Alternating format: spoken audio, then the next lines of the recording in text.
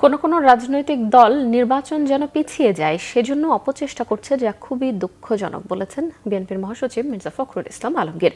রাজধানীর কৃষিবিদ ইনস্টিটিউটে একটি বইয়ের মোড়ক উন্মোচন অনুষ্ঠানে তিনি এসব কথা বলেন। কোন দলকে দোষারোপ করতে চাই না, কোন ব্যক্তিকে দোষারোপ করতে চাই না, কিন্তু হতাশার সঙ্গে লক্ষ্য করি যে কোন কোন রাজনৈতিক দল নির্বাচন যেন পিছিয়ে যায়, নির্বাচন যেন সঠিক সময় না হয় তার চেষ্টা করছে। এটা ঠিক হচ্ছে না, কারণ এখন যে দরকার অতি দ্রুত নির্বাচনের মাধ্যমে একটা রাজনৈতিক সরকার দরকার।